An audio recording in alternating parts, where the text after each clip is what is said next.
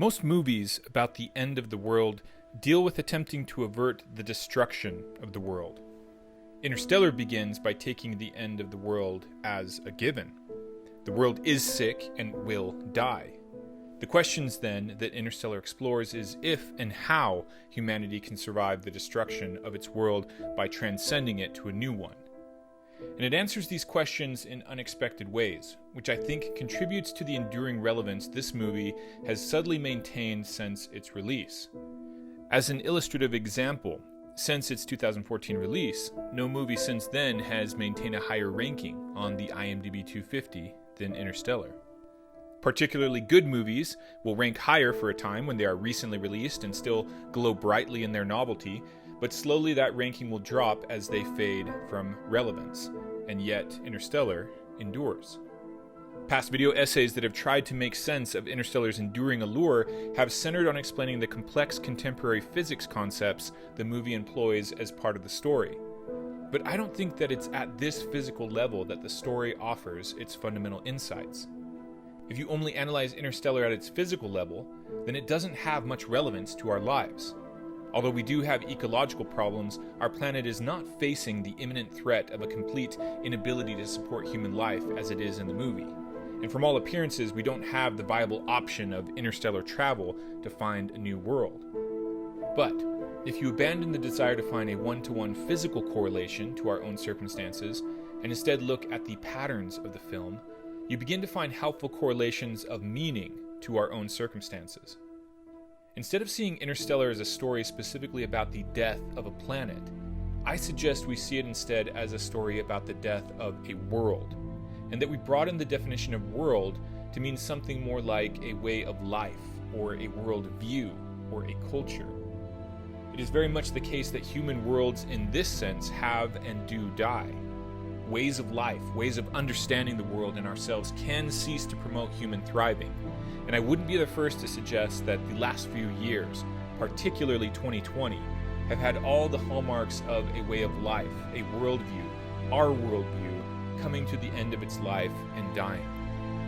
And that's why Interstellar's story seems to have particular relevance to our lives right now, and why I have taken the time to make this admittedly lengthy essay, which I nonetheless feel is justified by the depth of the insights I feel Interstellar offers to how a society might face up to the death of its world and successfully progress to a new one. The essay has been carved up into manageable sections, which build upon each other to allow you to digest it in pieces if time doesn't allow you to take it in all at once. I hope you find as much value in this powerful story as I have.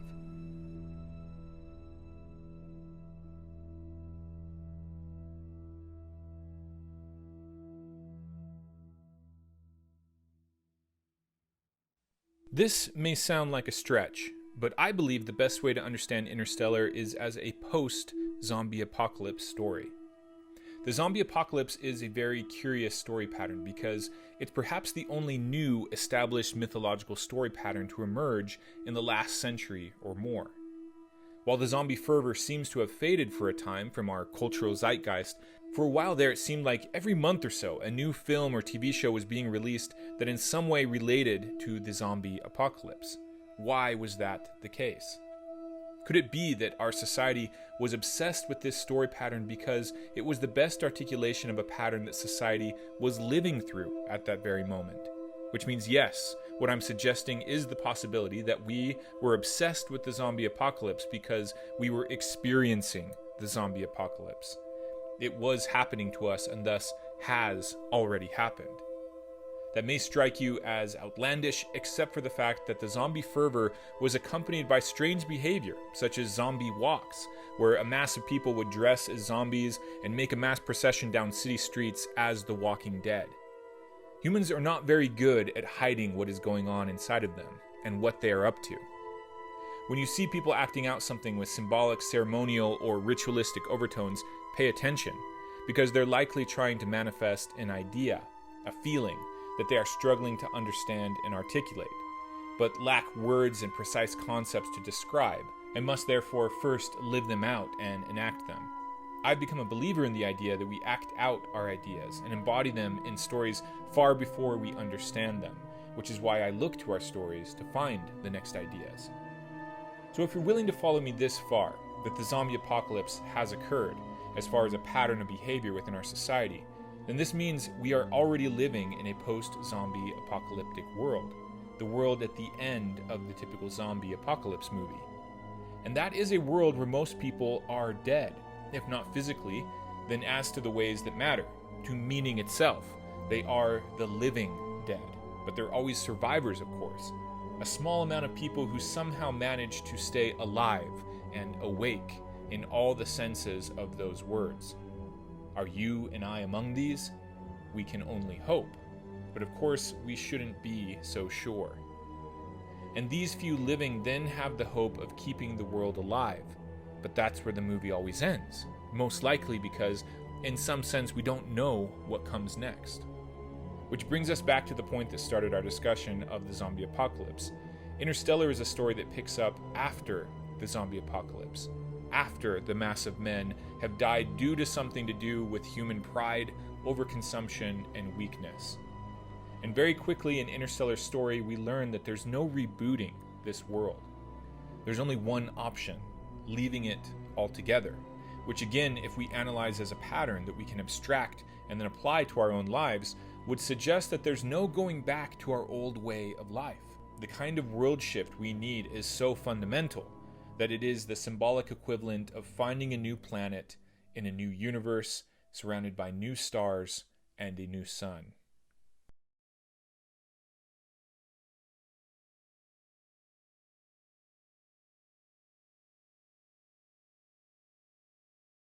With the death of the world and the zombie apocalypse assumed as a given, Interstellar sets itself up to concentrate entirely on how to escape the dying world and obtain a new one. And the insights that Interstellar explores is where Interstellar's greatest value lies. Surprisingly, the solutions it offers, as we will see, are not scientific, which is ironic because they are dressed up in so much contemporary physics concepts and technology that the story is permeated with a sense of futuristic novelty, which on first watch seems to be the essence of the story, but when you really look closer at it, the solutions are all better described as symbolic patterns of meaning rather than scientific or technological principles. The answers all lie within things that we experience in our daily lives, such as our experience of time, our relationships, our values, and dare I say it, in love. Take Cooper's departure in search of a new world. Where exactly he departs to is a matter worth thinking about. Of course, the technical answer is that he departs into our solar system, and then another universe in a spaceship. He departs to a specific physical place in space and time. But as I have suggested, I believe this story is best understood in patterns of meaning, not physicality, so I ask again, where exactly does Coop go at this point? To answer that, consider the significance that space occupies in our minds. Space, as Star Trek tells us, is the final frontier. It is the best thing we now have in our collective consciousness for defining the category of the unknown as such. The Earth is what we know, and beyond our atmosphere is the great unknown, an endless expanse of wonders, terrors, aliens, death, and possibility. That category used to be represented by the ocean for humanity. The ocean was where you found wonders, terrors, and aliens, but also new worlds and the answers to the problems you couldn't solve.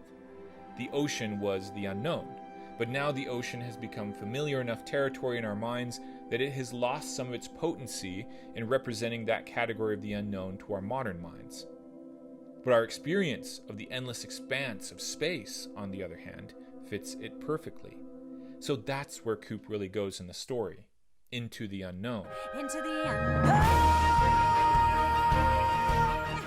And as in so many stories, that unknown, the undiscovered country, has also been associated with death.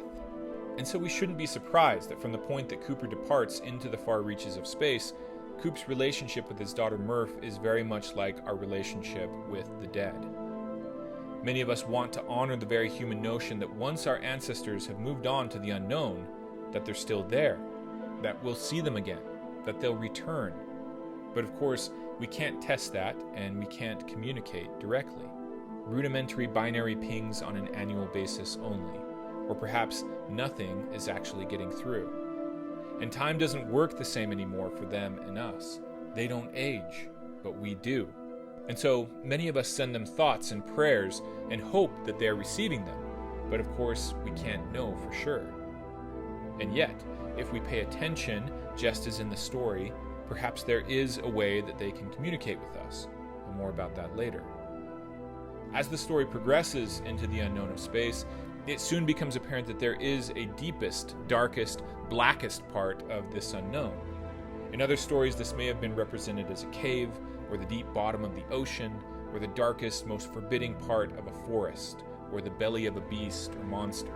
But for our modern minds, once again, we have merely substituted some of our more recent scientific discoveries as representations for these categories of meaning that used to be represented by more terrestrial phenomena. Today, for the modern mind, the deepest, darkest place imaginable would of course be a black hole. The place of darkness so powerful that nothing has ever ventured there and returned, and even light itself cannot escape its pull. And the fitting monstrous name of the black hole in Interstellar is Gargantua. But what always lies in the deepest, darkest place? If you know your stories, you already know. It's of course the Holy Grail, the Golden Ball, the treasure, the great secret, the answer, the source code. And in Interstellar, it's no different. The deepest, darkest place contains the unglimpsed singularity, the hidden knowledge vital to allowing humanity to overcome the problem of gravity and transcend the Earth to a new world. And when you remember that in Interstellar, this descent into the darkest place comes about through a willing act of taking responsibility and an act of self-sacrifice for the benefit of others by Cooper, and that in this willing acceptance and descent into death, a new life is made possible for humanity, you begin to see just how fundamental and familiar Interstellar's patterns of meaning are, because that kind of pattern of meaning is at the foundation of the Christian Western world. With these examples, you can begin to see how under Interstellar's scientific and technological veneer, the story is really driven by patterns of meaning. But so far, we've only talked about patterns of meaning that have been manifest in our stories for millennia, and which we should already be familiar with. And while the repetition of these patterns suggests the continued relevance of these patterns, especially when it comes to the problem of obtaining a new world that Interstellar is dealing with, I've felt that Interstellar continues to intrigue us because it offers newer, fresher patterns of meaning that have only more recently begun to emerge into our collective consciousness.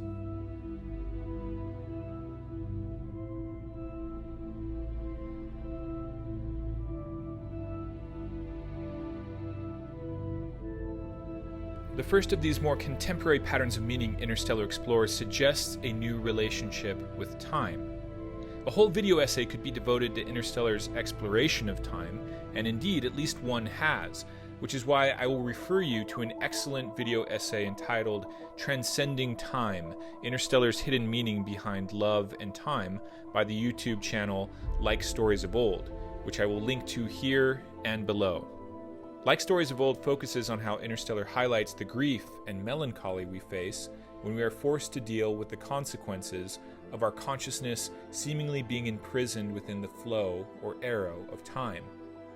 Interstellar's commentary on time doesn't stop there, however, and additional insight comes from Interstellar's suggestion of the possibility of the collapsing of the past, present, and future into a unity rather than a multiplicity. From Interstellar's very first images, we are presented with the feeling of something old and in the past combined with something new and futuristic. And throughout the movie, we are constantly trying to orient ourselves as to time, given the images of the present that we are experiencing along with the characters and their juxtaposition with the continuous interplay and relevance of the future and the past to the story. We are reminded in the dialogue in the story that our normal experience of time is that it only flows in one direction, towards the future. But we are presented with the idea that at least two things, love and gravity, can indeed travel back across time and affect the past. At the same time, Interstellar gives us the concept that future beings, the bulk beings of the story, which turn out to be our future selves, our posterity, if you will, are exerting themselves into our time from either the future or outside of time altogether. And the way that they're doing so is through manipulating cosmic events, through gravitational anomalies and wormholes. But this exertion sends another force along with the anomalies, and that is the force of care and concern, or to use Interstellar's term, love. This culminates in the scene inside the Tesseract, where past, present, and future are literally brought together through the efforts of the bulk beings, Cooper's sacrifice, and Murph's faith, in order to transmit the solution, essentially through love and gravity, that will make obtaining a new world possible. What are we to think about the fact that Interstellar is only one of a seemingly endless supply of films and stories that contain countless iterations of characters seeking to alter events in the past or future, or ensure that they happen? We continue to be as obsessed with time travel and time manipulation stories as we were with zombie movies just a few years ago. Perhaps this could also be classified as a new mythological story pattern to emerge only in the last few hundred years. The most recent Christopher Nolan film, Tenet, had this sort of time manipulation or time travel at the center of its story, and presented a literal war taking place over the events in the timeline in order to reach each side's preferred version of the future. The Netflix series Dark is another rich story, which recently revolved around the use of time travel, where again, warring factions sought to change the events of the timeline to avert an apocalypse or establish their version of paradise in the future, only to find that repeated attempts at altering the events of the timeline were frustrated as certain key events occurred no matter how they tried to alter them. All of this could be passed off as just so much science fiction until we realize that these types of battles over the events of the timeline are taking place right now in the real world if we have eyes to see them. In 2019, the New York Times released a series called The 1619 Project, which sought to recast all subsequent United States history and identity as being birthed from a single event, the arrival of the first ship of African slaves to the Americas. The authors of this project knew that if the significance of this event in the timeline could be changed, then both the present and the future would change along with it, just as we see in any time travel storyline. Predictably, a battle over the timeline ensued, with different factions of scholars and journalists battling to alter the narrative of the timeline in order to reach the present and future each side desired. True to Interstellar, the events of the past do seem fairly fixed, and some even argue that the events of the present and future are also equally fixed. But our interpretation of these events, the meaning we assign them, is constantly in flux, constantly being fought over, and we realize that the meaning of the past alters the way we experience both present and future. It alters our world as we experience it. Which, by the way, raises the question, which is more important, the physical events or the meaning assigned to the events? However you answer that, it's no wonder that we keep telling stories about playing with the narratives of temporal events. As our ability grows, however, to both peer into the past through our preservation of it and then reconceptualize it, reframe it, at the same time that our minds are constantly looking into the future, reconceptualizing it and reframing it through our stories and ideas, a concept called atemporality, there seems to be a growing sense that this isn't just imaginary storytelling, but that perhaps time doesn't actually exist as we have been led to believe. In profound ways, the past is always influencing us here in the now, and we are influencing it, just as the future is always influencing us and we it, which Interstellar makes clear throughout the story. Some of our scientists are even claiming through scientific argument that space and time don't really exist as we have thought them to, and that perhaps space-time is a feature of our consciousness to help us focus in on a finite and manageable amount of information, as contrasted to facing all the information of reality at once, which is overwhelming to our finite minds. All of which is related to our continued fascination with stories relating to time. We seem to have a growing idea that time is transcendable in some very real sense, and that gaining the ability to inhabit the past, the present, and the future simultaneously is one of the important attributes we need to develop if we wish to reach a new and better stage of human development, and with it, a new world. Why would this be desirable? Such a transcendence of time naturally leads to a more holistic approach to our lives. We would not ravage the earth if our minds were constantly in the future, already inhabiting the world we were bringing into being in the present. and we would have the lessons of the past ever present in our minds if part of our consciousness was perennially inhabiting the past. And we could perpetually reshape the meaning of the past to overcome the past's destructive influences, while simultaneously crafting and recrafting the most ideal future that compels us to move towards it. Equally important, though, is the fact that the past and present have living beings dwelling in them. And to transcend our narrow view of the future means gaining the ability to perpetually commune with our ancestors who inhabit the past and our posterity who inhabit the future.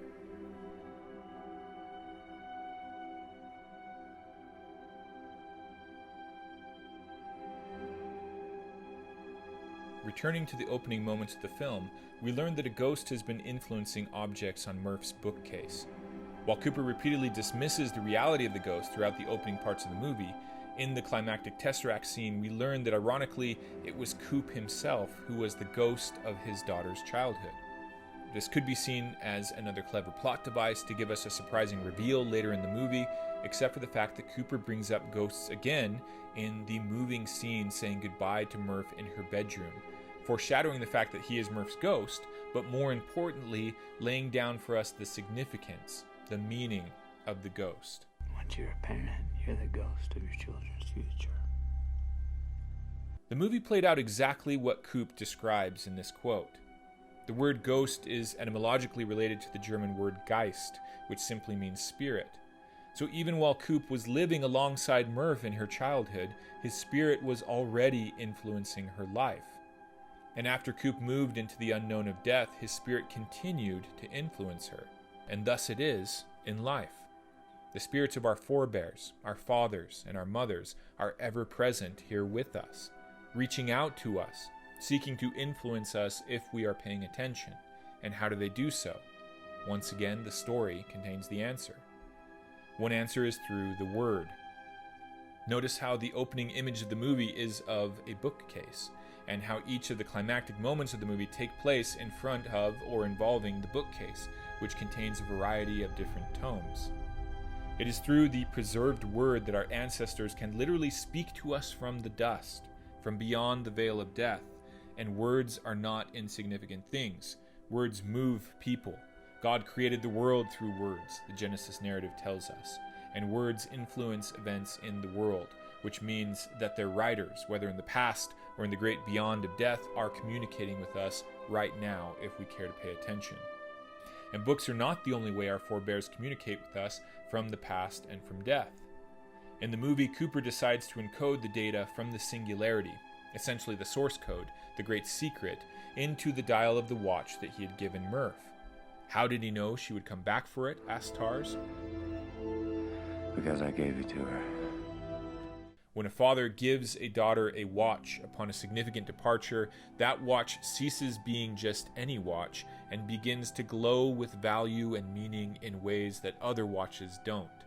It becomes sacred, a non-fungible token or talisman, full of significance.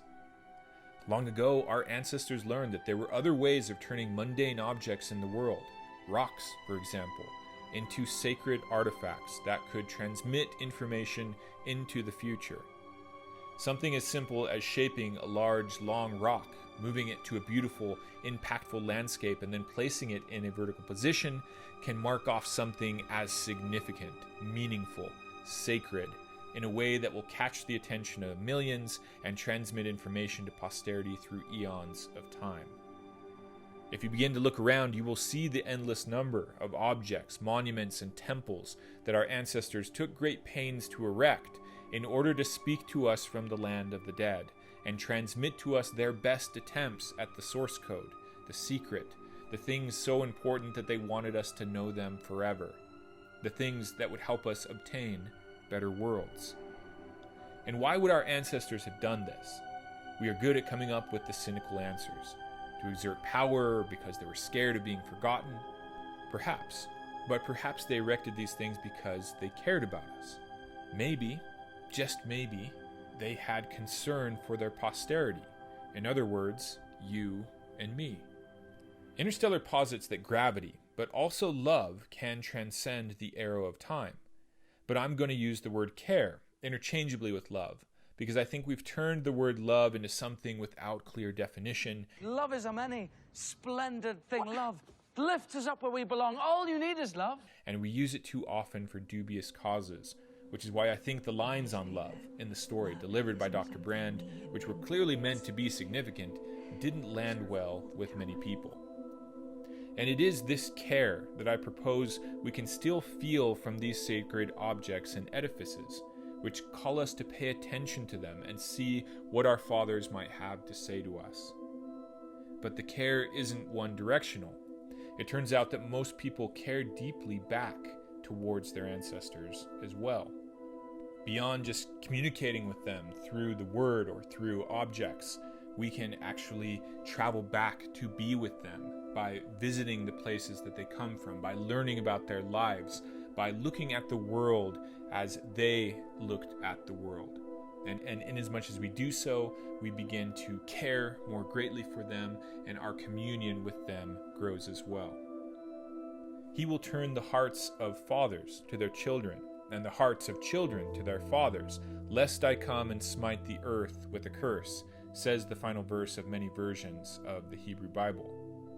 There is something about this communion of care, of the fathers for their children and the children for their fathers, that brings destruction in its absence and a better world in its fulfillment. And Interstellar demonstrates this, not only in the way that Mirth shows faith in and care for her father, despite evidence that her father didn't care appropriately for her, but also in the fact that the bulk beings, who are revealed to be the future of humanity, our posterity, are caring for their ancestors as well.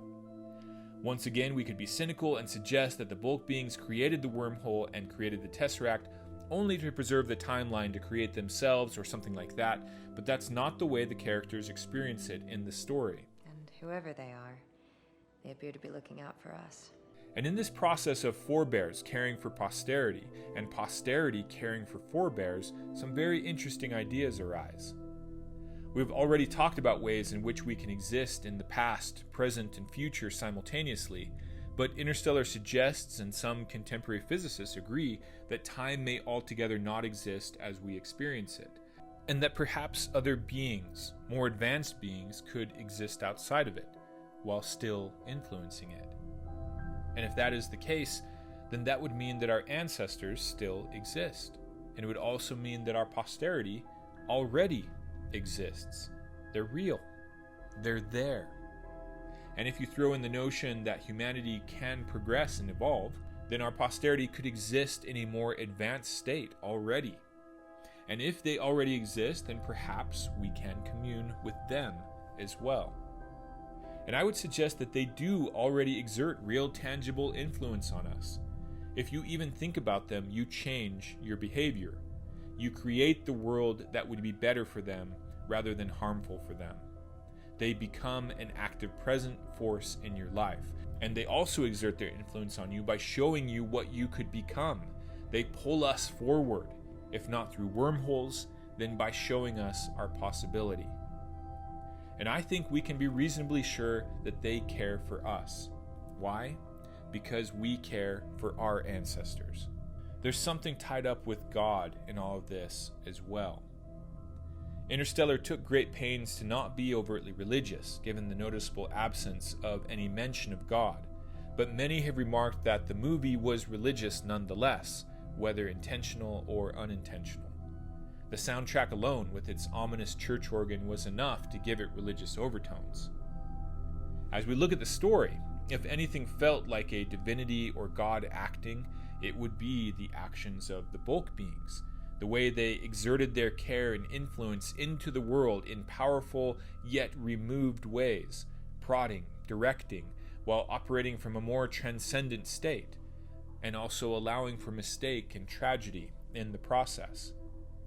We already know from the Christian life of Christ that godliness can be manifest from a lived life in the past, that we can identify godhood in a lived life. But can godliness simultaneously be manifest by the idea of what we could become? I'm not saying here that God is our posterity, but can't it be argued that we see godliness or God manifest in our posterity, in what we could become, just as we see God manifest in the best of what we have been. That God is just as tied up with our future as he is our past. It's something to think about, at the very least. Obtaining a new world, then, is bound up with a care for our ancestors and their care for us, and our care for our posterity and their care for us, and their call to become them. The fathers transmit to us the source code from the land of the dead, and our posterity transmit to us what we could be, each exerting an influence on us, a push from the past and a pull from the future, by offering us the opportunity of communing with them all in the present.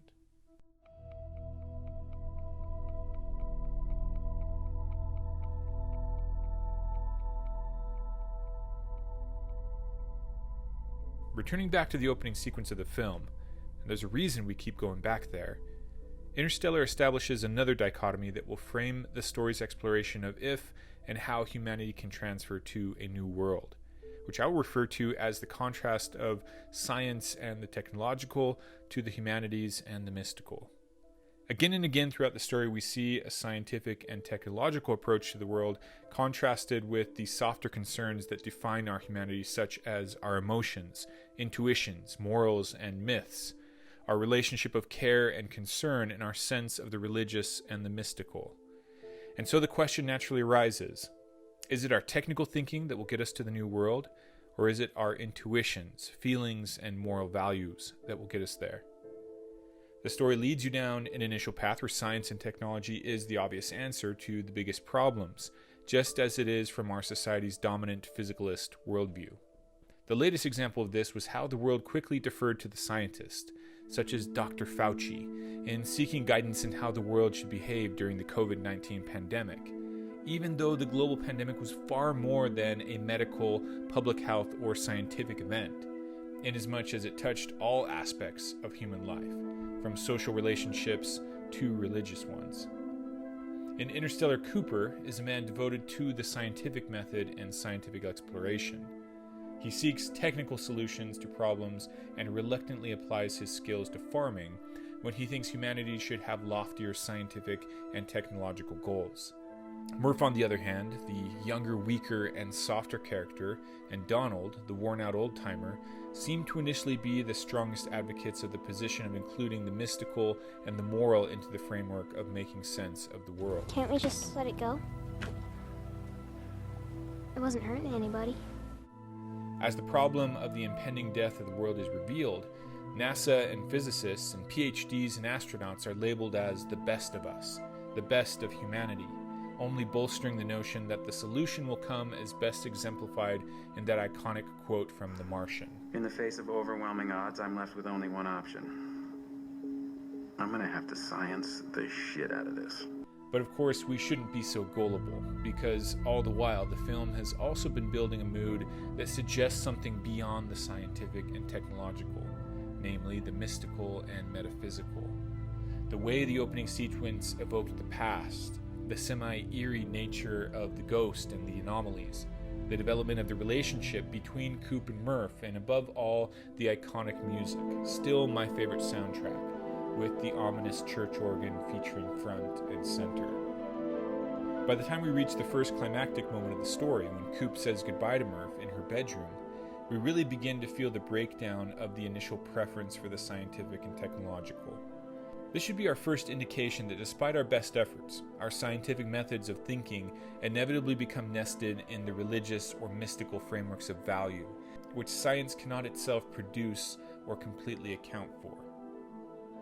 Also key in this scene is Coop's gift to Murph of the watch, which he dresses in technical reasons, for keeping time for purposes of comparison, a scientific notion. But of course, the real reason is to make the watch sacred, as we discussed earlier. But soon enough, Coop and other scientists have blasted off from Earth in the best of human technology, and the scientific and technological approach is back in the driver's seat as they search for the new world in the unknown. Every new decision point is seen as a technical problem to solve, with the best scientific fact or best technological tool, and when Cooper brings the softer factors, such as concern for his children and the time they will be without him, into the discussion, he receives pushback that he is not thinking appropriately. Factoring in concerns of care and value are implied to lead to faulty thinking, and of course, that is true to some degree. But repeatedly, this preferencing of scientific technical thinking as the primary basis for making decisions and judgments is the thing that in fact leads to fundamental errors. First, on Miller's planet, when Dr. Brand preferences completing the technical mission over Cooper's warnings, which she thought was just due to his biased care for his children, resulting in the devastating loss of decades worth of time. And then even more significant errors are made on Dr. Mann's planet. Prior to going to Dr. Mann's planet is where this dichotomy of scientific versus softer thinking is presented most starkly in the story, when a newly humbled Brand is forced to argue that the softer considerations of the humanities, particularly love, should guide their decision-making, that it's a real force that should count and hold weight in the same ways that scientific and technical considerations count. And once again, this kind of thinking is shot down for more scientific, technical considerations and arguments of efficiency. But once they're on Dr. Mann's planet, we are confronted with the ultimate limitations of placing scientific thinking at the top of the hierarchy of how we make decisions. Here we learn that Plan A, the plan to save all the inhabitants of Earth, was really just a monstrous sham and distraction to get people to willingly, though unknowingly, carry out Plan B, the abandoning of the people on Earth and the survival of the species through artificial insemination on a new planet. It's revealed that the most scientific characters, the best of us, Professor Brand and Dr. Mann, were willing to abandon fundamental human values for the single value of species survival, and that they perceived human characteristics such as our inordinate care and concern for family members, like Cooper's children, to be impediments to more enlightened thinking that can ensure the survival of the species. Dr. Mann in particular behaves too much like the worst of mankind, and works very hard to justify how his cowardice, betrayal, unwillingness to sacrifice himself, and even killing of other human beings is all acceptable when put in the service of what he has convinced himself is the higher ideal of his own survival and that of humanity as a species. That this erroneous judgment came from the thinkers seemingly most devoted to science is worth considering, because it has real-world corollaries. There is a temptation to think that proficiency in scientific thinking can produce wisdom and sound judgments, and so often we've developed a habit of deferring to scientists in time of crisis, under the assumption that their clear scientific knowledge and scientific methods of thinking, supposedly untrammeled by normal human biases, can lead to the wisest courses of action. But scientific methods of thinking and wisdom are not directly related. Even as cognitive scientists such as John Vervaeke work to give an account of wisdom, which is helpful in so many ways, an account is very different from the cultivation of wisdom that comes more in practice, and which doesn't require an understanding of the scientific account, though it could be enhanced by it. It's of course possible for brilliant scientists to be wise, but it's just as possible for a brilliant scientist to be foolish. It takes a brilliant scientist to make a hydrogen bomb, but it takes wisdom to judge, using considerations of value, whether hydrogen bombs should be created in the first place. And scientific thinking does not directly train value judgments, and it cannot produce them. Science can only serve human value judgments. And so after the errors brought about by foolishly assuming Professor Brand and Dr. Mann were wise because they were brilliant, which led to fundamental error, the proper relationship between values and science is then demonstrated by Cooper and Murph, and this brings about the transition to a new world. From this point on in the story, Cooper puts his scientific knowledge subordinate to and in service of his human values. Once he realizes that the moral course of action is for him to sacrifice himself to ensure Brand's survival and to give one more shot at gathering the information from the black hole to help those back on Earth, then he uses his scientific thinking to accomplish that goal in the most efficient manner by using the gravity of the black hole as a slingshot. Once he willingly plunges himself into the deepest, darkest place imaginable, then he encounters the means to transmit the scientific information back to Earth. But of course it's only because of the proper loving relationship that he had established with his daughter, something brought about by his values, not his scientific thinking, that he is able to communicate the scientific data back to Murph. And it's the same with Murph. By this point in the movie, she's a brilliant scientist, but it's her non-scientific judgments that allow her to solve the scientific equation. Even with reason to believe that her father had abandoned her, she relies upon her intuition to guide her back to her room, and she shows faith in her father's care for her, which opens her to seeing the possibility that her father was the ghost, and to find the scientific information encoded in the symbol of her father's care for her, the watch. One conclusion from all this that I cannot help but think Interstellar is suggesting to us is that our survival, our obtaining a new world, depends on our honoring the best of the human values we have developed over the eons of time it has taken us to get to this point, whether we can justify them scientifically yet or not. The story also seems to be suggesting that perhaps we have progressed to a point where it matters just as much how we survive as it does that we survive. And if we can't make choices in the direction of human progress at this point, then perhaps we don't deserve to survive. These are considerations of value, not of science. And so if we are to transfer to a new way of life, science and technology must be subservient to meaning and value, not vice versa. We can so easily convince ourselves that science and technology somehow can guide us, but the problem is that science and technology, by their very nature, cannot define what progress is, what goals we should have and head towards.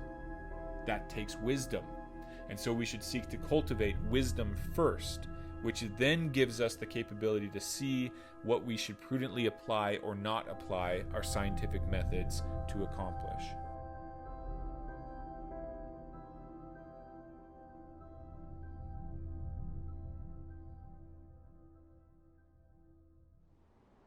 The very first image of the film, as well as the first climactic moment of the film when Cooper says goodbye to Murph, and even the final climax of the film when Cooper becomes Murph's ghost through the Tesseract, all take place in a little girl's bedroom in a typical American farmhouse.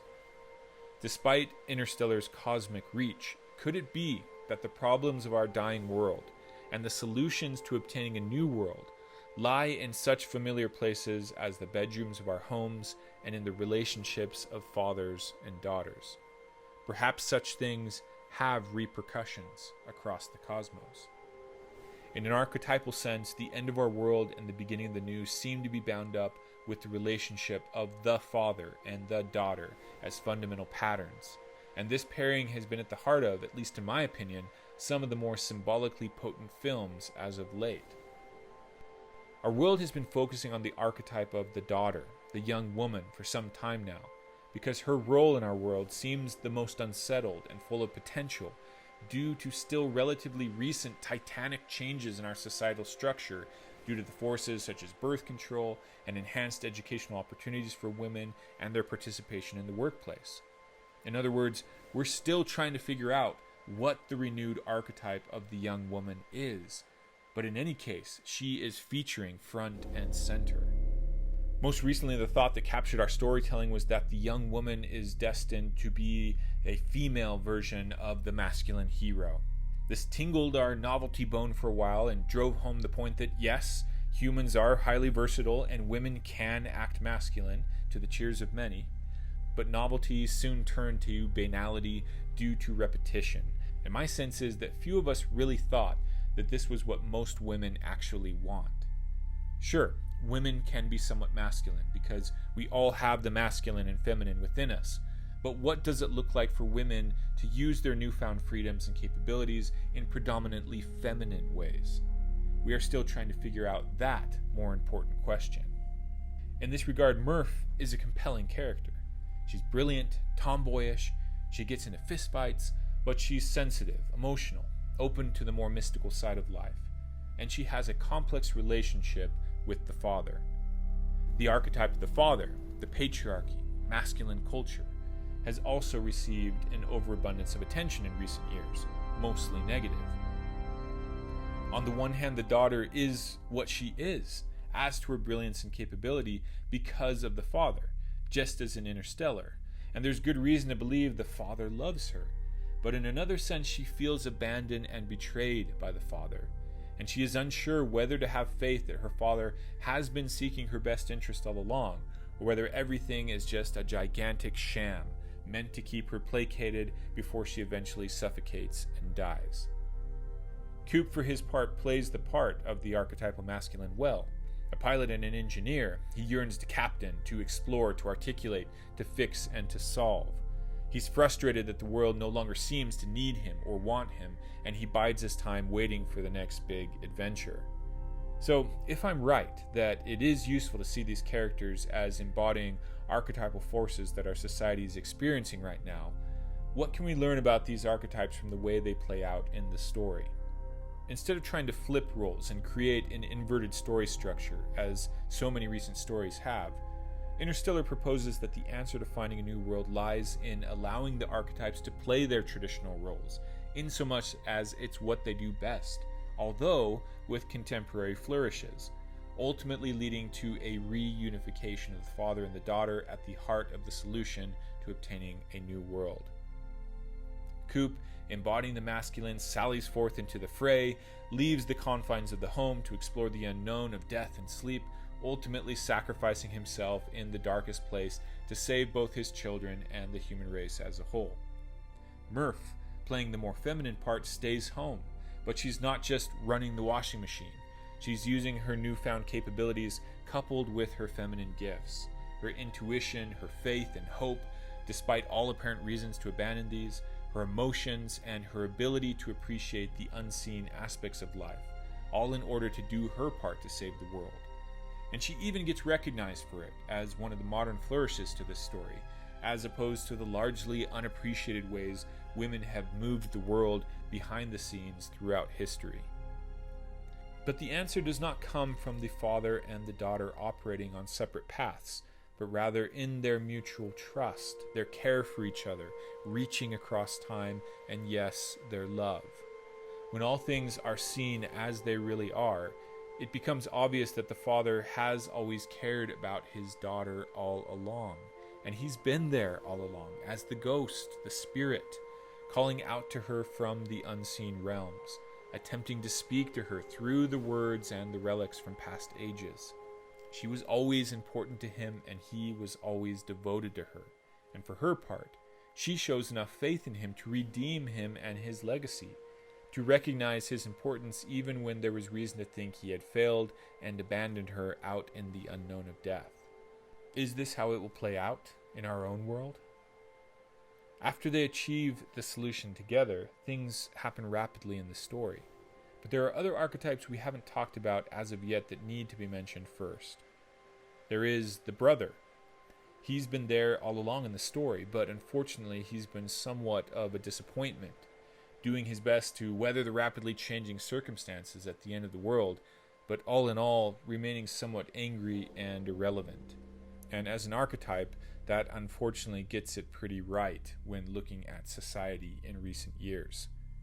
He does get a consolation hug of encouragement from his sister in her finest moment, but let's just hope that his untold story gets better from here. More importantly, there is the mother. The influence of the maternal feminine is usually the least visible archetype, but she is usually there, whether in stories or in our lives, if you listen for her or know where to look for her, even if she's dead or dying as in this story. She, of course, is the absent mother we fail to see around the family table in this story and hear of in passing conversation, but she's also the dying earth. She's the great expanse of the unknown of space, and she's the new homeworld, waiting to be discovered and inhabited. But most importantly, she is also what Murph becomes. In a way that is quite rare for stories, we see the entire feminine arc of development in Murph, from young maiden daughter to woman to lover to queen and mother to matriarch. And it's also important to note that it was something about her reconciliation with the father that seemed to open up that space for Murph to make that transition from woman to mother. And this, once again, is exactly where our society lies. Only if the daughters can reconcile with the father is it likely for the daughters to bring back the missing maternal spirit back into our world if we want to have any hope of making the transition to a new world.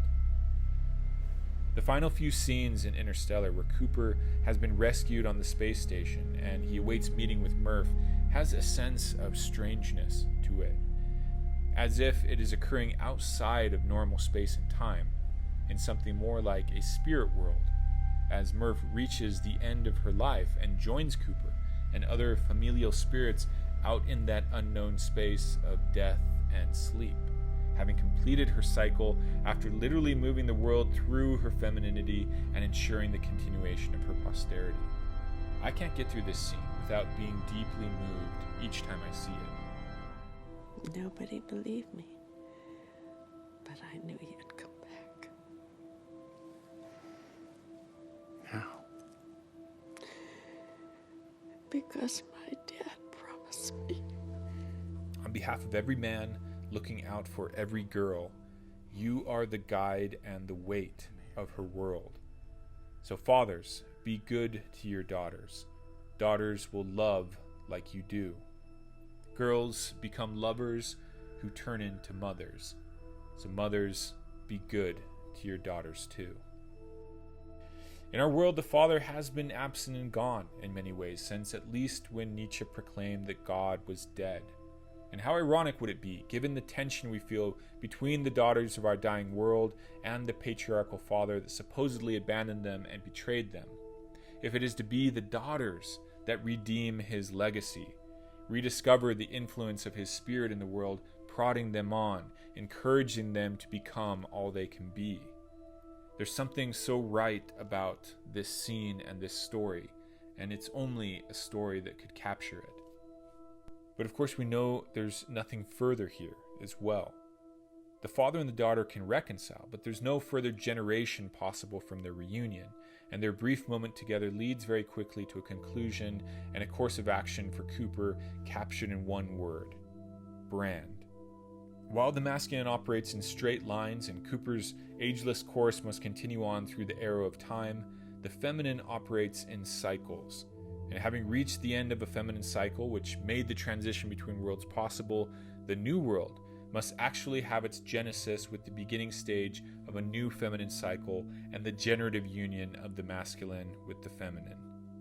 Brand, who symbolically held in her care the information and potential of untold generations, the population bomb, and which the story prepared as Cooper's new potential complement, is shown opening up the possibility of a new space, a new world, as the feminine does. And so Cooper is the Adam who must join Brand as the Eve and begin the world anew. We still have not exhausted this story of our first parents that we see infused in even our most recent storytelling, most likely because it is a perennial, recurring, and thus inexhaustible pattern, and hence why the end of Interstellar ends with the promise of a new beginning.